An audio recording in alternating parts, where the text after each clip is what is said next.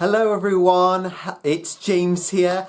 It's Wednesday, it's the 9th of March, and you join me on the start of this epic adventure. Well, I think it's an adventure. I'm starting a new album of music.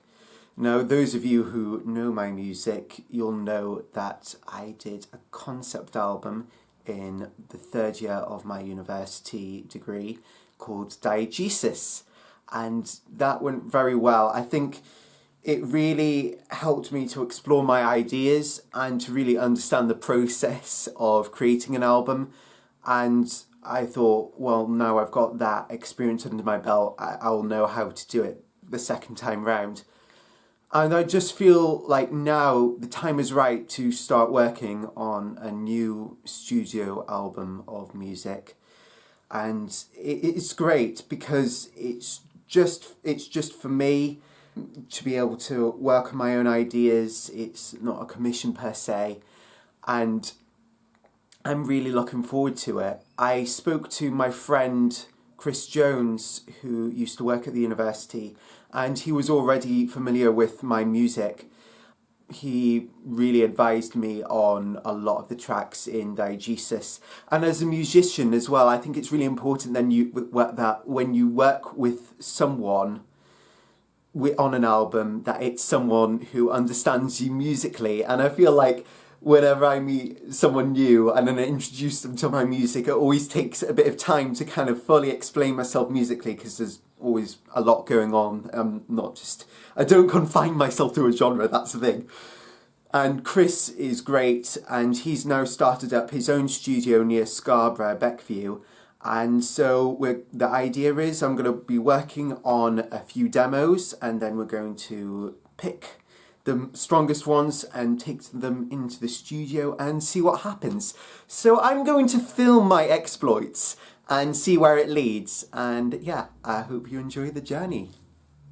Now, I think what is going to set this album apart from my previous album, Diegesis, is this Korg synth. I think this is really going to inform the sound of the album. I bought this synth recently. It's a Korg Minilog XT, and it's such a wonderful instrument. You can get such a great depth of sound to it, and it's got some really great reverbs in there as well, which sound amazing. So I've just come up with a really good gutsy bass sound. I adapted one of the preset sounds on the Korg Minilog. I think it has 200 preset sounds, and what's great is you can adapt them and then save them in the blank slots, or you can start from scratch and create and craft your own sound. So it is a really, really adaptable synth.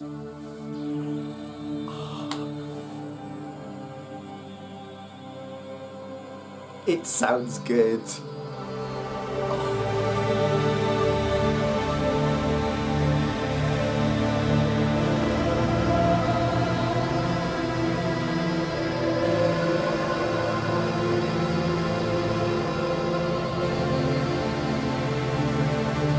So I've continued to work on the Rain instrumental, and it's going well. I've added some vocals on the top, and I've got the structure really together now. I know what the structure is and where it's going. It's about 2 minutes long, 2.5 minutes long, something like that. Also, as well as that, I've also been working on my lyrics ideas too, and I've been on my way into Newcastle, because I go into Newcastle every week to do my radio show, Curtain Up for Radio Tyneside. And when you're sitting on the train, it's a really great chance to write some lyrics. So I didn't have my notebook with me that I usually write my lyrics in, but I just wrote them in the back of my daily diary planner. And these are the kind of the refined lyrics for Broken Star, which is a song about homosexuality. And yeah, I think, I came up with the idea originally in my notebook, but when I first write an idea down, usually it's in a very kind of rough form, and then, I tend to rewrite the lyrics again in a more refined form. And I'd come up with with some melodic ideas. It was last year, I think. It was like September last year. But I hadn't really worked on them that much. So writing all of these lyrics down in this sort of structured form is going to give me a kind of template to work with, which will be great. So it's Monday the 28th of March today, and I've been working on Broken Star. And I'm really pleased with how this has come out, actually. I've kind of envisioned it as this kind of dreamy, sunshiny 60s pop song. And I was kind of inspired by bands like The Fifth Dimension. Oh, they are amazing, you know. They did a really great cover of a medley of songs from the musical Hair, Aquarius and Let the Sunshine In. Yes. And I think this song, you know, needs a bit of that kind of feel to it, and also kind of Strawberry Fields Forever, that kind of vibe. So I've just been working on the arrangement. It's not perfect, but it's just to kind of illustrate the song. I mean, it might be that we go into a completely different direction with it, but we'll just see.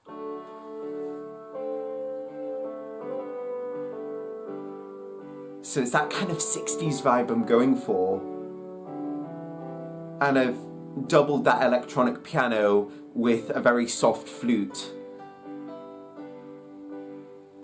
And then the piano is just highlighting the melody there, which obviously eventually will be vocals. And I have written the lyrics now do exist, and they fit the melody.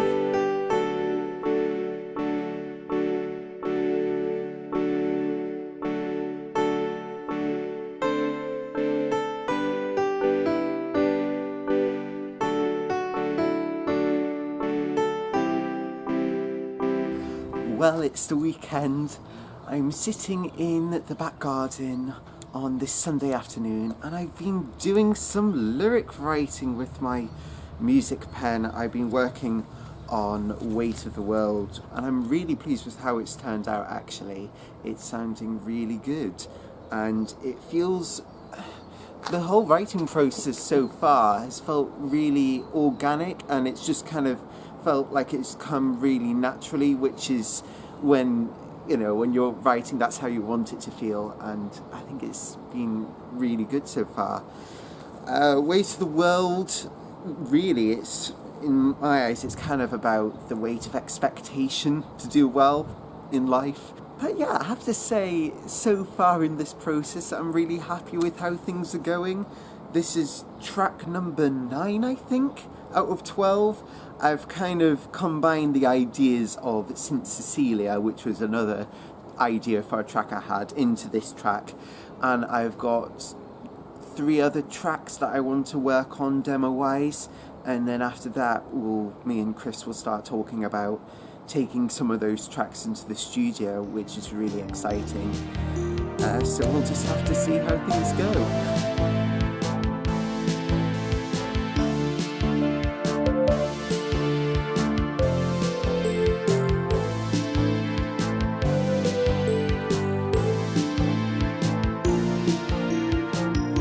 We are now into the summer of 2022. It is Saturday. It is the 25th of June. I've worked on 2 or 3 more demos of songs. So I've worked on Ghostlight. I've worked on an instrumental called Goliath.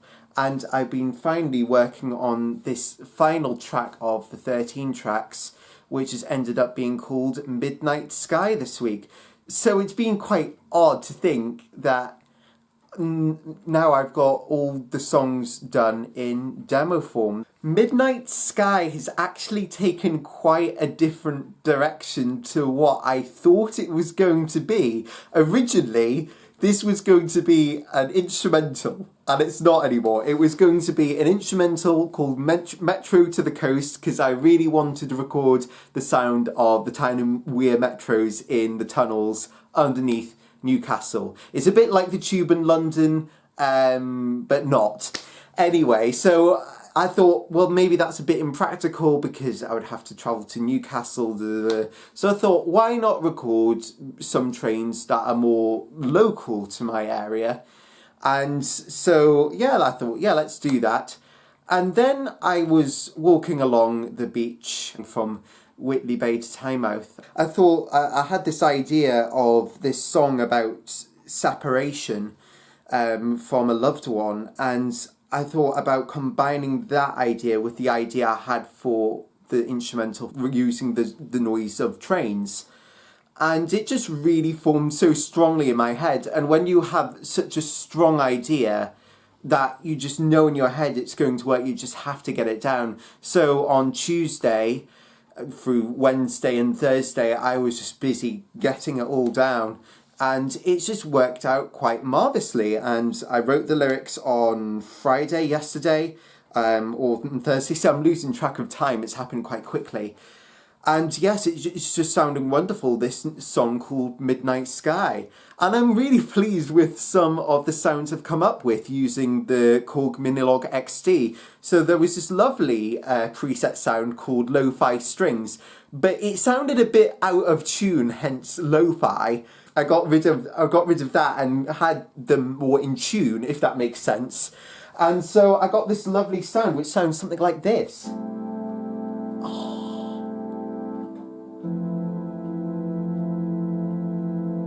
It sounds more organy than strings, but I do love the organic feel of it. It sounds gorgeous, it really does. And then on top of that, well, also kind of in the background, playing these kind of arpeggio figures, is this lovely kind of electronic harp sound. And I think it just gives a nice modern feel to this song. This synth has been great because it's got a real character to it, and it's helping to unify the sound of all of these songs, which have taken on different directions, really. I couldn't resist just playing the chorus for you to listen to how it sounds so far. I mean, it's hard for me to be objective about my own work, but I'm just going to play it. Just have a listen to this on the session.